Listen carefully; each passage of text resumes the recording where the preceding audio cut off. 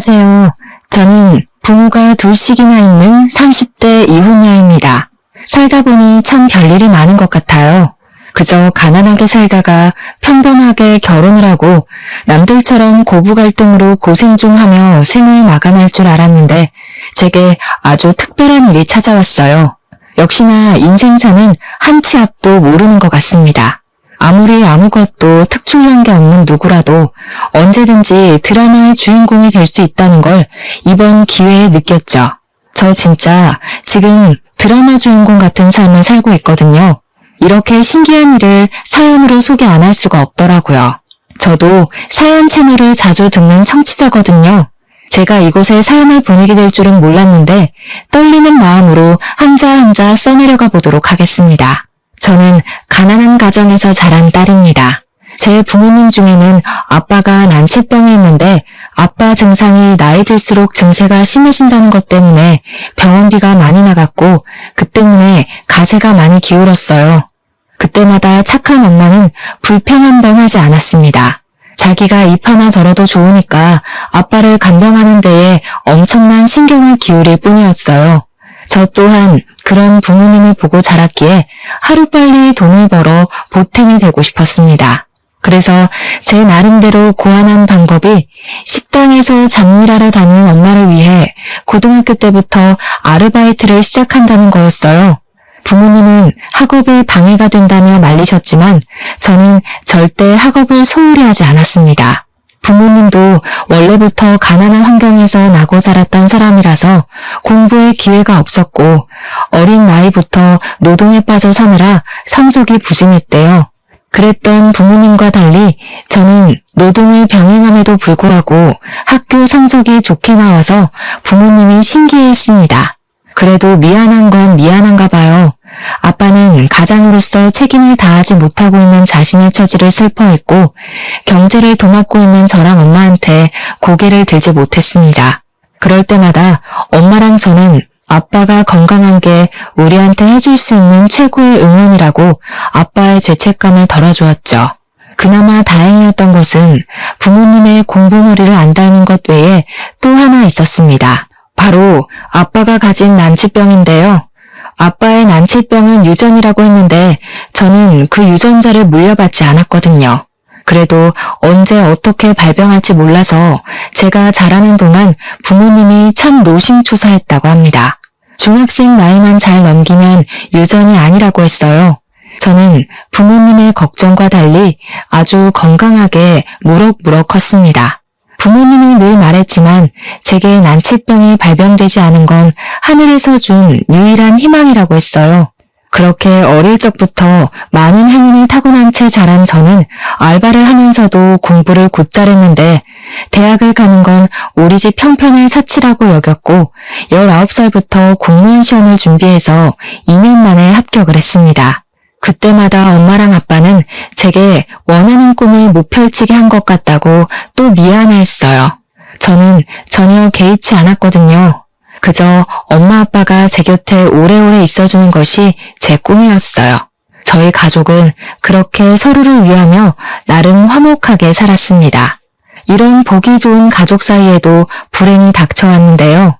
그 불행을 끌고 온 게 바로 저였습니다. 제가 모 같은 남자와 결혼을 하고부터 부모님께 상처를 겪게 했거든요. 제 인생 중 가장 큰 실수였고 돌아보고 또 돌아보며 반성하고 있는 일이에요. 남편은 입사 동기로 회사에서 만나게 되었어요. 동기인데다가 부서까지 같아서 남편이랑 저랑 친구처럼 서로 의지를 많이 했습니다. 제겐 남편이 첫 남자였는데 그땐 남자가 자상하고 성실하고 나쁘지 않으면 결혼할 만한 상대라고 생각을 했던 것 같아요. 남편이 고백을 했을 때 저도 싫지 않아서 받아주었고 남편이 청혼을 했을 땐 나와 이 남자가 공유한 것이 많으니 당연히 결혼으로 결실을 맺어야 되는 거라는 편견이 있었어요. 저희가 5년 가까이 연애를 했는데 길게 사귀면 당연히 결혼할 사이라는 걸 암묵적으로 약속하는 것 같은 느낌이었달까요? 그래서 아주 자연스럽게 생긴 감정을 시작으로 연애를 이어 결혼까지 골인을 하게 되었죠. 저희는 집안 형편이 어느 한쪽으로 치우치는 사이가 아니었기에 상견례 때도 크게 부딪히거나 기싸움을 할 만한 건더기는 없었어요. 양가 어른들도 비슷한 수준의 혼수 얘기를 주고받았습니다. 그런데 문제는 우리 아빠의 건강 상태였어요. 아빠가 난치병이 있다 보니까 보조기구를 차고 상견례를 참석했었는데요. 당시에는 시댁에서 불쾌감 없이 오히려 우리 아빠를 대단하게 보고 응원해줬거든요.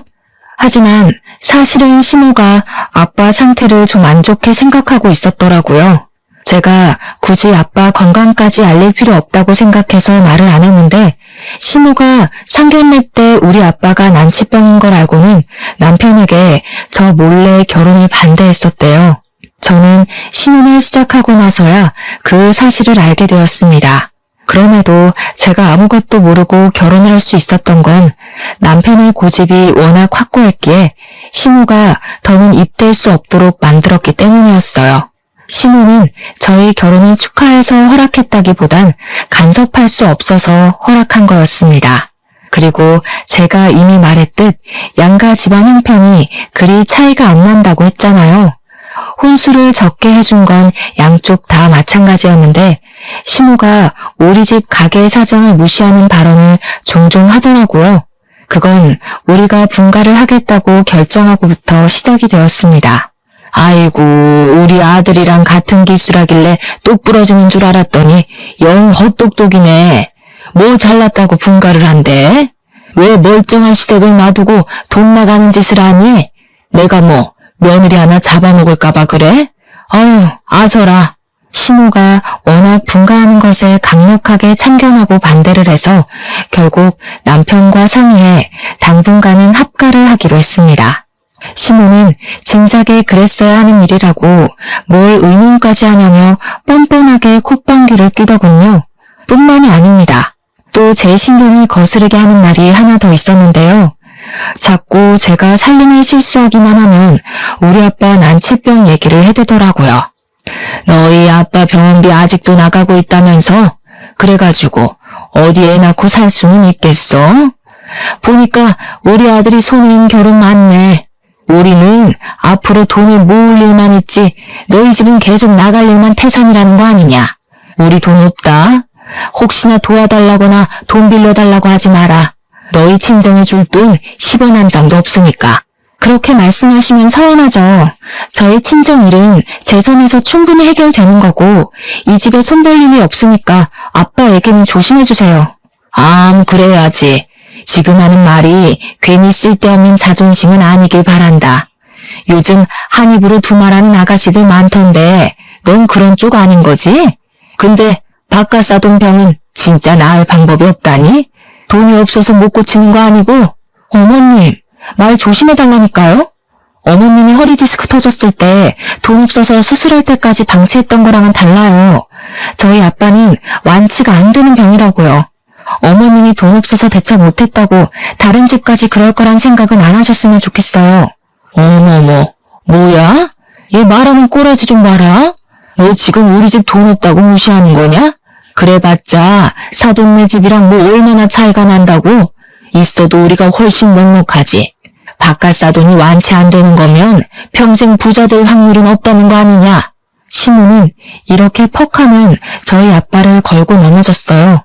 제가 시모한테 솔직하게 대들어도 시모의 만행은 갈수록 예의 없어지기만 할 뿐 기가 죽거나 삐치지도 않았습니다.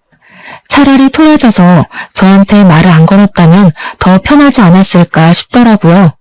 한 번은 시모가 친정을 욕보이는 게 너무 서운하고 화가 나서 남편한테 얘기를 한 적이 있었어요.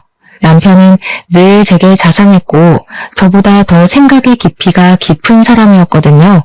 그래서 연애 때 남편이랑 얘기를 할 때면 뭔가 해결책을 얻었던 적이 꽤 있었어요. 그런 걸로 따지면 안 되지. 우리 엄마 입장에서는 내가 손해라고 생각할 수 있잖아. 당신이 입장 바꿔 생각해봐. 우리 아빠가 치매 환자라서 똥을 좀 못 가리는데 그런 곳에 딸이 시집 간다고 하면 처가에서도 손해보는 장사라고 생각하지 않겠어? 무슨 그런 말이 다 있어? 그렇게 따지면 나 이미 손해보고 있어. 나라고 남의 집에 들어와서 불편하게 살고 싶겠어? 당신이야말로 입장 바꿔 생각해봐. 당신은 처가살이 안 하려고 하면서 왜 나만 시집살이 당해야 되는데? 우리 엄마가 무슨 시집살이를 시켜. 다른 시어머니 같았으면 끝까지 이 결혼 반대했을걸? 그나마 엄마가 남 생각하는 마음이 지긋하니까 당신 집안이라도 받아준 거지. 웃기는 소리 하고 있어. 순간 이게 무슨 심보인가 싶었습니다. 남편이 자기 엄마라서 시모 편을 드는 건 알겠는데 이건 시모 편인 걸 떠나서 우리 집안까지 모욕하는 말이지 않습니까? 다른 시모 같았으면 이 결혼을 반대했다라. 그럼 이 결혼이 어떤 건데요? 그럼 남편도 은연중에 자기가 손해보는 장사로 결혼했다고 생각하는 거잖아요. 이 집에서 하는 일이 다 시집살이란 거 몰라? 출근해서 아무것도 안 한다고 그게 직장이 아닐 수가 있어? 그럼 아무것도 하지 마. 네가 괜히 가만히 있기 불편하니까 우리 엄마 도운 거면서 누굴 탓하는 거야? 싫으면 안 하면 되잖아. 아무도 너한테 집안일 억지로 안 시키니까 사서 욕먹지 말고 그냥 가만히나 있어. 아, 그래. 당신도 안 하는 처가살이 나라고 시집살이 할 필요는 없지.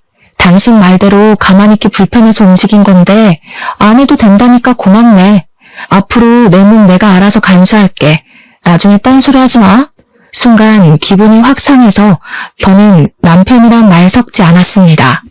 연애 때랑은 점차 달라지고 있는 남편의 태도가 너무 서운해서 그 모습을 안 보고 싶기도 했어요. 그리고 바로 다음날 저는 남편이 말을 걸어도 단답으로만 일관했고 시모가 하는 잔소리는 한 귀로 듣고 한 귀로 흘리면서 하루를 보냈습니다. 아침밥도 제 것만 차려 먹었고 빨래도 제 몫만 했어요. 당연히 저를 졸졸 따라다니면서 뭘로 트집을 잡을까 고민하는 시모가 고나리질할 거라 생각했죠. 그럼 저는 그냥 남편이랑 합의한 거라고 따질 거면 남편한테 따지라고만 했습니다. 그랬더니 시모가 진짜 남편한테 따졌나 보더라고요. 그날 제가 저녁 안 차리고 누워서 스트레칭하고 있었는데 남편이 방에 들어와서는 제게 버럭 성질을 내는 거 아니겠습니까? 지금 나랑 해보자는 거야? 뭐야? 반항하냐? 오늘 하루 종일 엄마 말 개무시했다면서 어른 앞에서 그게 무슨 버르장머리야? 내가 뭘, 당신이 시집살이 당하지 말래서 피해 있었을 뿐인데 어머님이 종일 나만 졸졸 따라다니면서 하나하나 다 간섭하더라고. 귀에서 피날 뻔했잖아. 그만큼 무시했으면 그만할 법도 한데 어머님도 참 독해? 당신이 경고 좀 해줘. 장난하냐? 사춘기야? 네가 이 집에 얹혀 사는 거면 적어도 기본적인 예의는 지켜야지. 너 때문에 엄마 혈압 올라가게 생긴 거 몰라? 엄마 지금 방에 들어누웠다고. 어머님 방에 자주 들어누워 계셔. 그렇게 입만 동동 떠있다니까? 그리고 혈압은 네 엄마만 오르니? 기본적인 예의는 나만 지켜야 돼? 어머님도 우리 집 모욕하면서 나에 대한 예의 안 지키던데 왜 나만 잘해야 돼? 납득이 너무 안 되니까 설명 좀 해줄래? 그 순간 남편이 침대 위에 있는 저를 잡아 끌어서 신발장으로 향했습니다. 그러면서 갑자기 친정을 가자고 하는 거 아니겠습니까? 그렇게 가고 싶으면 친정 가자. 가서 네가 이 집에서 한 짓 내가 똑같이 해줄 테니까 지금 얼마나 철딱선이 없는 짓 하고 있는지 제대로 느껴봐. 너 같은 세대가리는 눈으로 보여줘야 이해하지. 남편한테 끌려가면서 제가 소리 지르고 남편 손아귀를 벗어나려 했지만 역시나 무용지물이었습니다. 그 와중에 시모는 통쾌하다는 얼굴로 저를 째려보고만 있었을 뿐이었어요. 심지어 시부가 남편을 말리려고 하자 시모가 시부에게 소리치며 아들 일에 간섭하지 말라고 제지를 하더라고요. 부부싸움은 불구경처럼 재밌다더니 시모 얼굴이 아주 싱글벙글했습니다. 그렇게 저는 강제로 친정을 향하게 되었어요. 연락도 없이 도착한 우리 때문에 친정 부모는 당연히 놀라서 저를 맞았는데요. 늦은 밤에 들이닥쳤다 보니까 그저 두 분 다 어안이 벙벙한 채 서 계셨습니다. 남편은 친정 부모에게 고개만 움직여 까딱 인사만 하고 그 어떤 설명도 없이 바로 주방에 가서 물을 쳐먹었어요. 엄마가 놀라서 제게 몰래 상황 설명을 요구했는데 거기다 대고 부부싸움하다가 온 거라고 말을 못하겠더라고요. 너무 면목이 없어서 아무 일 아니라고만 대충 둘러댔습니다. 하지만 저랑 남편의 모습은 당연히 무슨 일이 있는 분위기였어요. 아빠는 사위에게 직접 묻기 위해 워크라는 보조기구를 착용하고 직접 주방으로 걸어갔습니다. 저는 아빠를 말리려고 했어요. 근데 엄마한테 붙잡혀서 계속 이유를 추궁당하는 바람에 그럴 수 없었습니다. 저희 아빠는 보조기구가 없으면 스스로 걷기가 어려운 상태예요. 그래서 지금 머리끝까지 화가 나 있는 남편 곁으로 괜히 보내기가 싫은 거예요. 때문에 저는 우리 부부 일 때문에 아빠가 괜한 고생을 할까 싶어서 엄마를 놓고 바로 주방으로 향했습니다. 남편한테 그만하고 나오라고 힘을 주어 잡아당겼어요. 그러자 순간 남편이 저를 뿌리치려다가 컵을 놓치고 말았죠. 컵이 날아가 아빠 앞에 떨어져 버린 거 아니겠습니까? 그런데 문제는 그 유리가 깨지면서 파편 조각이 사방으로 튀었다는 거예요. 날아온 컵과 가장 가까이 있던 아빠에게 큰 피해가 생겼고 제법 부피가 큰 유리 조각이 아빠 얼굴로 튀어올랐습니다. 아빠가 빠르게 고개를 돌려서 다행히 귀만 스치며 조각이 날아갔어요. 하지만 그도 안심할 상황은 아니더군요. 아빠 귀에서 피가 철철 나자 엄마가 놀라서 급히 휴지로 지혈을 했습니다. 아빠가 다치자 저도 그 순간 눈에 뵈는 게 없어지더라고요. 저는 바로 남편의 뒤통수를 후려치면서 고성을 내질렀어요. 이 정신 나간 놈아. 네가 아무리 성질났어도 사람한테 해코지하는 건 아니지. 나한테 성났으면 나한테 난리를 부려. 왜 엄한 곳에 화풀이야? 왜 우리 아빠를 다치게 하고 난리냐고. 남편도 막상 상황이 그렇게 되자 당황했는지 제가 때려도 멍하게 서 있더라고요. 근데 그 와중에도 이 자식은 진짜 사람 아니라고 생각했던 건 장인어른에게 일본방구의 사과도 없이 서 있었다는 겁니다. 상황이 이렇게 됐으면 자기 고집을 꺾고 장인어른한테 사과를 해야 되는 거 아닌가요? 근데 남편은 제게 자존심 안 깎이는 게 더 중요했나 보더라고요. 갑자기 우리 아빠한테까지 막말을 하기 시작했어요. 그러게 왜 굳이 불편한 몸으로 와서는 매를 보세요. 제 표정 보면 모르시겠어요? 지금 제가 인사 나누고 웃을 상황으로 보여요. 솔직히 이건 장인어른 딸이 한 짓이에요. 얘가 잡아당기지만 않았어도 컵이 날아가진 않았을 거라고요. 왜 하필 그쪽에 서 계셔선 저를 나쁜 놈으로 만들어요. 이런 자식한테는 말로 해선 안 되는 일이라고 생각했습니다. 속부터 차오르는 열이 결국 제 머리 뚜껑을 터뜨려버렸고 저는 식탁 위에 있는 플라스틱 물병을 따서 남편한테 들이부었습니다. 그리고는 플라스틱 병으로 남편이 정신 못 차리게 두들겨 팼어요. 엄마가 뒤늦게 말렸지만 이미 정신이 반 돌아버렸던 저는 눈앞에 남편밖에 안 보이더라고요. 남편 눈에서 눈물이 났으면 좋겠다는 생각으로 미친 듯이 두들겨 패다가 그 녀석 귀를 잡아 끌고 현관까지 가서는 집 밖으로 내쫓았습니다. 다시는 우리 엄마 아빠 앞에 나타날 생각하지 마. 안 그래도 거지 같은 너네 집안 완전히 몰살시킬 거거든? 우리 아빠가 흘린 피만큼 네 엄마도 똑같이 느끼게 해줄 거야. 가서 네 엄마한테 몸간수 잘하고 있으라 해. 아, 신발은 이미 밖에 내놨으니까 신고 가든지 말든지. 각오해. 지금 짱돌 들게 생겼으니까. 대문을 두드리고 난리난 남편을 뒤로 한 채 저는 바로 남편 신발을 들어 베란다 밖으로 던져버렸죠.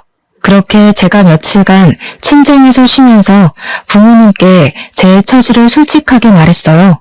친정 부모님도 제 뜻을 존중해 주더라고요. 아마 친정 부모님이 남편의 성과를 보고 좀 놀란 듯 했죠. 저더러 그런 놈 있는 집에 혼자 살게 못 내버려 둔다고 하루빨리 이혼을 하라고 했습니다. 부모님 덕분에 더 쉬운 결심을 한 저는 겁을 상실했어요. 그리고 바로 시댁에 올라갔는데요. 들어가자마자 제 앞으로 짐가방이 툭 떨어지더라고요.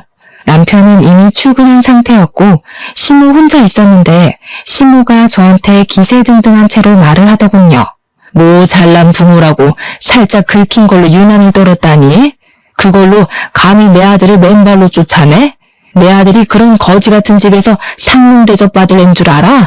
병든 집안 받아줬으면 넙죽 엎드려서 절이나 할 것이지. 건방지게 말이야. 아들이 너랑 못 살겠다더라. 나도 잘됐다 싶었어. 병이라도 옮을까봐 얼마나 쫄았는지 아니? 말하는 꼬락서니가 더는 어른 취급해드리기 힘들었습니다.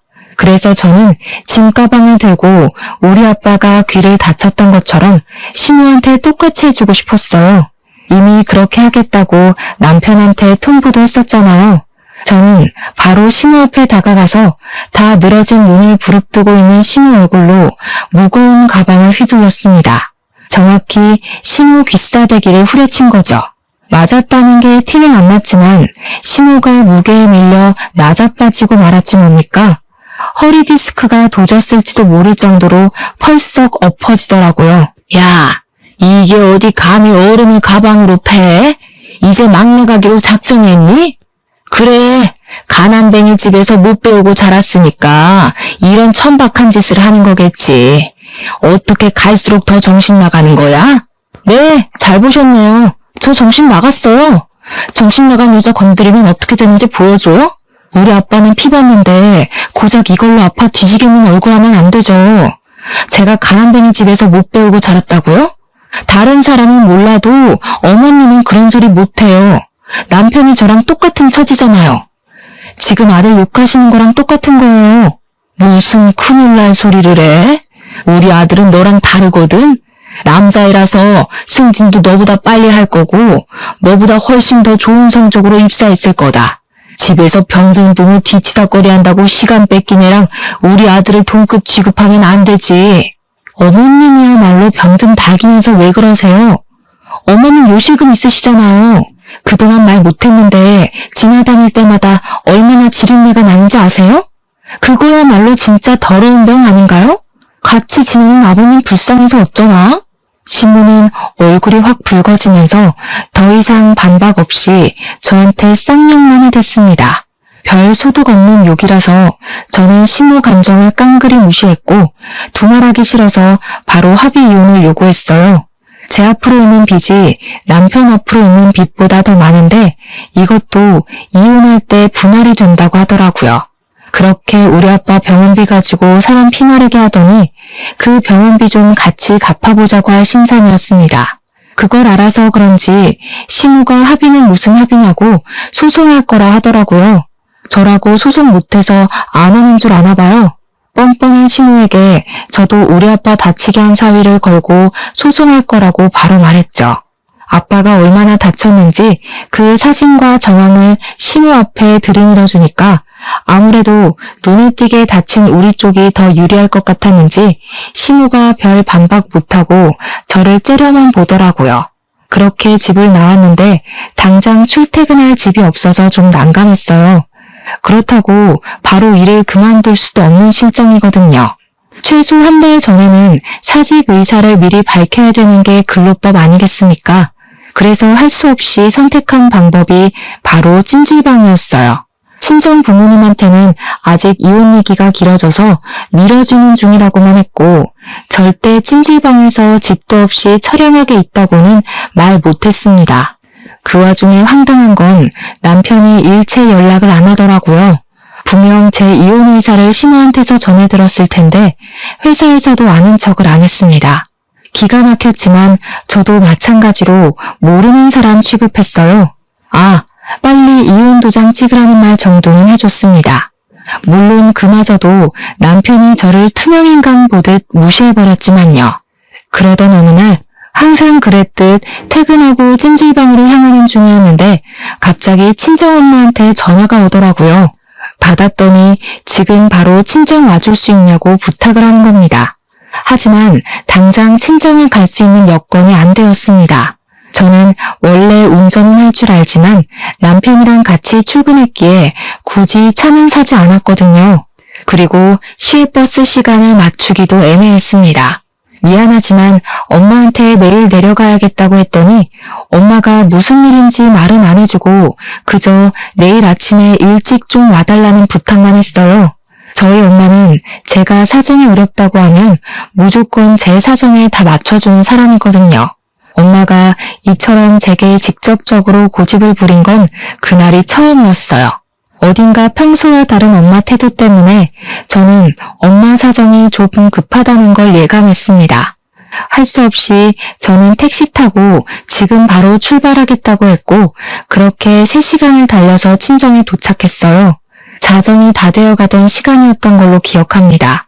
그런데 웬일로 친정집에 불이 다 켜져 있더라고요.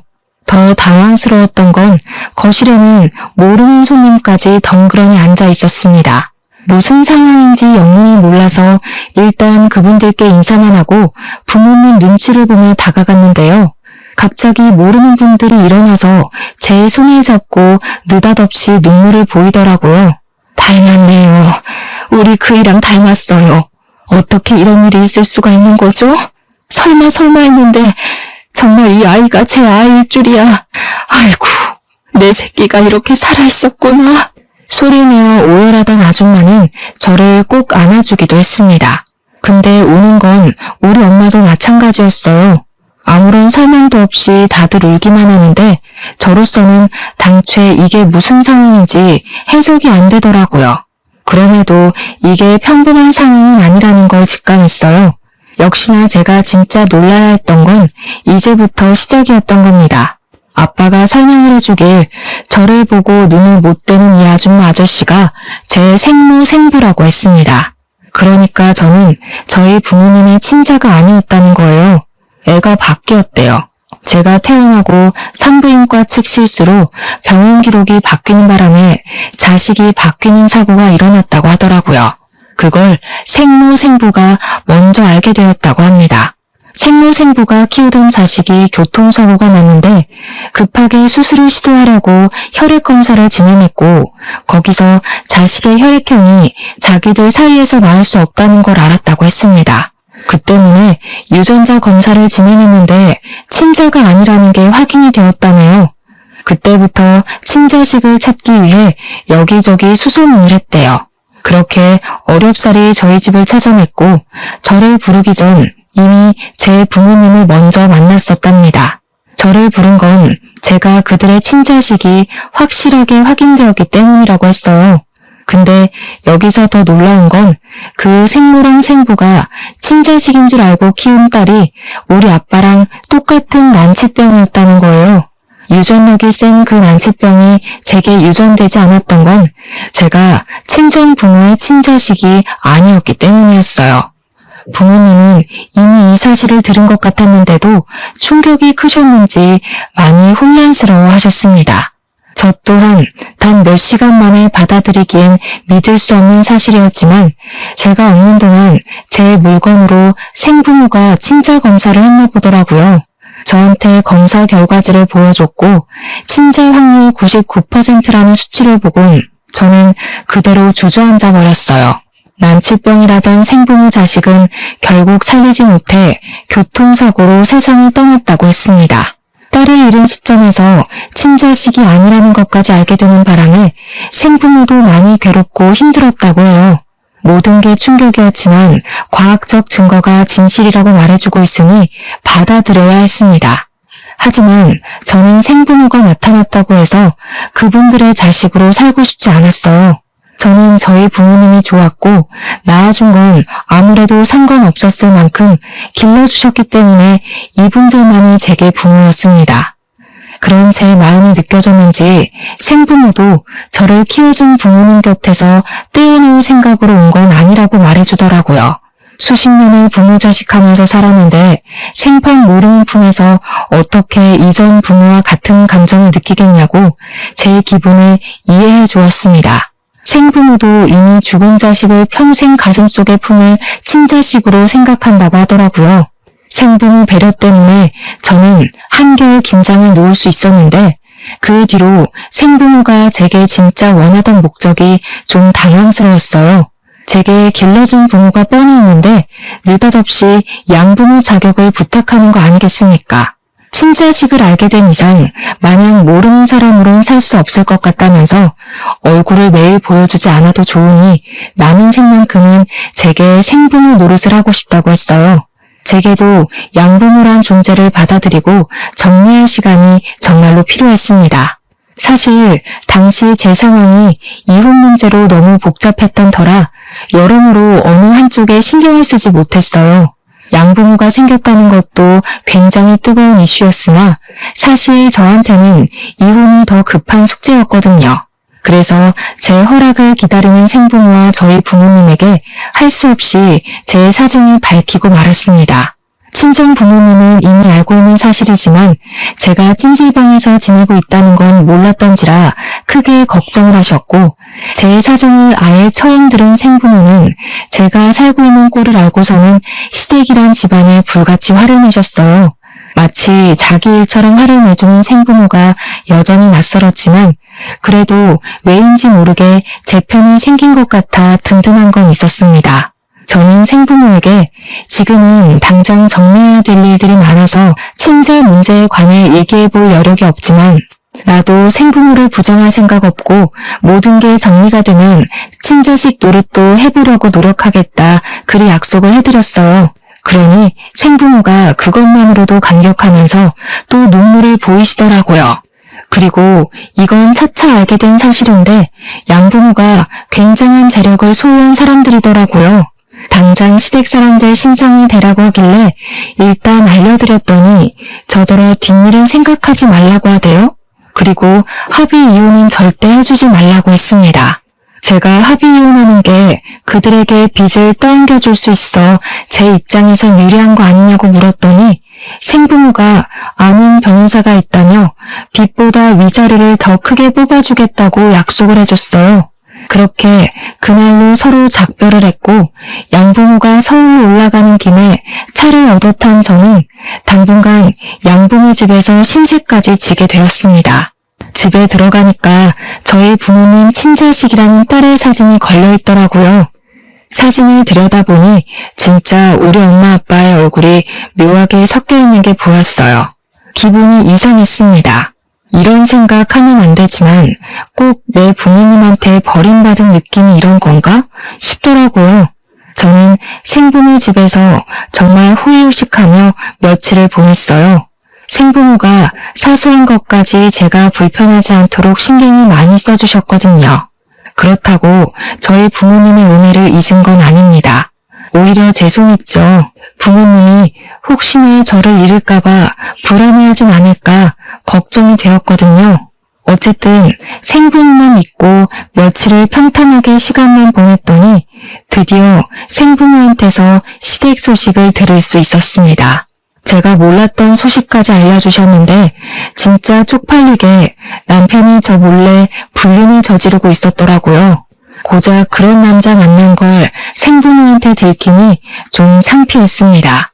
생부모는 남편의 불륜을 까발려서 남편을 징계 처분 받게 했다고 했고 저더러 상간녀 소송까지 권유를 했어요. 그리고 남편이 직장을 잃는 덕에 보너스로 시댁까지 공격할 수 있었는데 남편 믿고 돈 안 벌고 있던 시부모가 이것만으로도 이미 크게 직격탄을 맞은 것 같더라고요. 자기 아들이 한순간에 백수가 돼버리니까 시모가 돈줄이 많이 급했나 봐요. 마지막 종잣돈 2천만 원으로 시부의 친구가 추천하는 종목에 투자를 했다가 홀라당 다 날려버렸다지 뭡니까. 시부 친구는 시부랑 20년 지기 동네 친구라서 믿을만 했다는데 돈을 다 잃고 나서 알게 된 사실이 그야말로 충격인데요. 그 동네 친구가 사실은 빚만 9억 넘게 가진 도박꾼이었다는 겁니다. 그것 때문에 그나마 착했던 시부가 절망해서 집구석에만 틀어박혀 있는 상태라 했고 시모는 카드 결제일을 넘기는 바람에 카드사에서 독촉 전화를 받고 있다고 했어요. 그 와중에 남편은 상간녀랑 불륜을 들키는 바람에 티격태격하다가 갈라선 상태고요. 그야말로 시댁이 한순간에 몰락해버린 상황이었습니다. 제가 남편한테 시댁 몰살시킬 거라 소리 지른 적이 있었는데 그걸 정말로 실현하게 될 줄은 몰랐어요. 그것도 알아서 진흙탕에 빠지더라고요. 궁핍해진 시댁 사정에 저는 이때다 싶어 얼른 이혼 소송을 준비했어요. 그 과정에서 한 번도 연락이 없던 시모가 갑자기 제게 전화와 문자를 해대기 시작했는데요. 문자를 얼추 훑어보니까 대충 저를 잡고 싶어하는 눈치였어요. 그리고 무엇보다 제가 알려준 적 없는 제 생부모 사정을 알고 있더라고요.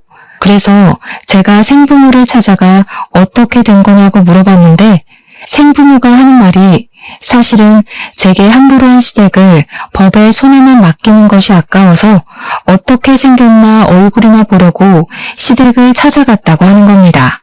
가서 시부모에게 당당하게 명함을 내밀었고 자기들이 제 생부모라고 얘기를 했다네요. 그걸 알고 특히 시모가 눈이 획 돌아갔나 봐요. 그렇게 이혼시키려던 며느리한테 갑자기 돈 많은 부모님이 떡하니 생기니까 욕심이 난 것 같다고 했습니다. 그러니까 저더러 대화로 풀어보자고 자기가 실수한 게 있다면서 저를 붙잡으려고 한 거겠죠. 그리고 생부모님이 다시 시댁을 찾아갔더니 완전 초상집 분위기로 바뀌었대요. 생부모님은 거기다 대고 시모에게 잃어버린 우리 딸 늦게 찾은 만큼 이런 수준 떨어지는 집안이랑 연 맺고 있는 거 못 본다면서 당장 이혼시키려 한다고 통보를 했다고 합니다. 그러자 제 생부모 존재에 당황한 시부모는 처음엔 제가 개수작 부리는 줄만 알다가 생부모가 친자 확인서를 보여주고 나서야 꼬리를 내렸다 하네요. 이혼이라니요? 우리 며느리가 어떤 소리를 했는지 모르겠는데 저희끼리 대화로 풀렸는데요. 오해가 있으셨나 봅니다. 홧김에 이혼 소리가 오갔던 거지 진짜로 이혼시킬 생각은 없었어요. 제 말 이해 못하신 거예요? 제 딸이 이런 비렁뱅이 집안 며느리로 지내는 거 못 본다고요. 제 딸 잡고 싶으면 80평 아파트로 이사를 가시던가요. 파출부처럼 고개 쳐박고 빌빌거리시던가요. 어디서 격떨어지게 없는 것들이 제 딸을 쥐잡듯이 잡아요. 처음엔 꼬리를 팍 내리던 시모도 자존심이 상했는지 갑자기 어깨를 펴면서 돈 2천만 원 주면 깔끔하게 이혼시켜주겠다고 당당하게 그런 제안을 냈다고 합니다. 어이가 없지 않나요? 제 생부모가 이혼시키겠다는 게 허락을 구하러 온 것처럼 들렸나 봐요. 생부모는 시부모와 동급으로 보이기 싫어서 목청을 높이지 않았고 덤덤하게 말했다고 했어요. 허락 구하는 거 아니고 통보라고 말이죠. 그리고 시부모가 상황 파악을 잘 못하는 것 같아서 한 번 더 쐐기를 박아주었다고 했습니다. 합의 아니고 저희가 소송하겠다고 예고하러 온 겁니다. 그렇잖아도 이미 초상집 같은데 위자료까지 털리시면 완전 개털되겠네요. 남의 집안 무너뜨리는 거 취미였는데 어느 부모가 자식 무너지도록 내버려 두겠어요. 내 자식 눈에 눈물 나면 상대방 눈에는 피눈물을 내주는 게 부모만 아니겠습니까? 그러자 어줍잖게 자존심 세우려던 시모가 제대로 상황 파악을 했는지 냈다 무릎 꿇고 싹싹 빌기 시작했답니다. 그 독한 사람 눈에서 눈물까지 났다네요. 자기들이 잘못했다고 며느리가 그렇게 대단한 사람인지 몰랐다면서 알았다면 자기들도 여왕처럼 떠받들었을 거라고 살려달라 했답니다.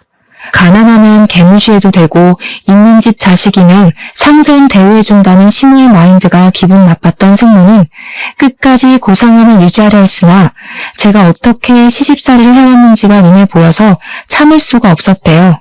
그래서 시모가 목에 걸고 있는 스카프를 확인하곤 가방에 달린 브로치를 빼서 시모의 스카프를 난도질해버렸다고 했습니다. 시모가 깜짝 놀라서 스카프를 뺏으며 하나밖에 없는 명품 물건이라고 소리를 고래고래 질렀다네요. 명품도 명품 나름이죠. 주인이 싸구려인데 명품 차고 있으면 뭐합니까? 명품 거리기 전에 본인 성품부터나 갈고 닦으세요. 당신처럼 주제 파악 못하고 설치는 인간들이 제일 불쌍해. 하수구에서나 사는 날파리가 1급수 계곡물을 탐내면 되나? 배보다 배꼽이 큰 짓은 내목 조르는 짓이에요. 알아들었어요? 그렇게 생부모는 그대로 그 거지 같은 집을 나섰다고 합니다. 그리고 생부모의 금전적 지원으로 저는 이혼소송 변호사를 구해서 후한 대접받으며 상담을 할 수 있었고 소송까지도 무사히 진행할 수 있었습니다. 남편도 연락이 없다가 법원으로부터 소장이 전달돼서야 전화가 왔는데요. 이미 시부모한테 제 생부모 사정까지 다 들었더라고요. 여보, 도대체 어떻게 된 거야? 당신 부모님이 왜 내가 알던 분이 아니야? 정말 그분들이 장인어른 장모님 맞아? 그럼 당신 여태 나한테 거짓말했어? 누구한테 여보래? 그래서 맞고서라도 하고 싶은 거야? 할 돈은 있니? 나도 몰랐는데 개인적인 사정이 그렇더라고. 내 생부모님 맞으셔. 너네 엄마가 그렇게 무시하는 형편과는 아주 반대라서 나 놓치기 아깝겠다. 싸구려 상간녀 만나느라 정작 보석을 놓치게 생겼으니 똥줄이 좀 타겠네? 너랑 네 엄마 돈 좋아하잖아. 미안해. 진짜 미안해. 우리 일단 만날까? 얼굴 보고 대화로 천천히 풀어보자. 나한테는 당신이 최고야. 솔직히 싸웠을 때 잠깐 눈이 돌아간 건 맞아. 근데 그건 당신이 싫어서가 아니라 순전히 복수심 때문이었다고. 딴 여자한테 아무런 사심 없었다니까? 이제 너네 집 비렁뱅이 됐잖아. 나 더는 수준 떨어지는 집안이랑 상종하기 싫어. 나랑 싸우는 와중에도 바람 피우면서 딴짓하는 놈은 더 싫고 당분간 죽지 않고 살려면 바람 피울 시간도 없을 거야. 돈이 있어도 너 같은 쫌생이 쳐다볼까 말깐데 돈까지 없으면 어느 여자가 좋다고 하겠니? 네 주제를 좀 알렴? 앞으로 연락해봤자 나는 이제 네가 감히 쳐다보지 못할 급으로 더 커져 있을 거라고. 마지막으로 그렇게 한마디를 던진 후 전화를 끊어버렸습니다. 당연히 자기 엄마랑 똑같이 주제 파악 못하는 남편이 구질구질하게 매달려왔지만 이젠 말 섞을 필요가 없어서 그대로 수신 차단했어요. 저랑 저희 부모님은 생부모 도움으로 이사까지 가서 더는 시댁이랑 남편 소식을 알 수 없었습니다. 이사를 가게 된 것도 생부모의 부탁으로 생부모 바로 윗집으로 옮기게 되었고 저는 현재 부모의 사랑 2배로 받고 있는 중이에요. 결혼 생각은 전혀 없지만 혹시라도 또 다른 인연이 찾아온다면 상대 쪽에서 부담스러울지도 모를 가정사일지도 모르겠습니다. 하지만 저는 이 부담을 감당하라고 강요할 생각은 없어요. 앞으로 제게 짝이 생기면 생기는 대로, 안 생기면 안 생기는 대로 물 흐르듯 살아가려고요. 근데 아마 남자를 돌아볼 시간은 없을 것 같아요. 제가 효도를 해야 할 분들이 훨씬 많아졌고 새로 생긴 가족들과 새로운 추억을 만들어가기도 벅찰 것 같거든요. 이성의 시댁을 만나는 바람에 저답지 않은 운행을 많이 보였는데 그걸 제 본성으로 보시진 않았으면 해요. 사람이 살려면 제 안에 없었던 부분을 억지로 만들어내서 표출해야 할 때가 있더라고요. 그러는 과정에서 저도 많이 다쳤다는 걸 이해해 주셨으면 합니다. 저도 글을 쓰는 내내 제 모습이 낯설어서 한 번씩 손가락을 주춤거렸었네요. 아무튼 지나간 일은 그저 지나버린 일로 묻어두려고 가볍게 얘기를 풀어보았습니다. 앞으로 저를 기다리고 있을 새 삶과 새 환경에 적응하려면 과거 일은 그만 잊어줘야겠어요. 그래도 나름 드라마 주인공 같은 인생이라고 말해도 될 것 같지 않나요? 평생 못 벗어나도 상관없는 가난한 인생이었지만 조금은 이질적인 부잣집 딸이 되어버렸잖아요. 살면서 이만큼의 반전은 쉽지 않은 기회라고도 생각을 합니다. 마냥 경계만 하지 않고 제 운명을 인정하려고 해요.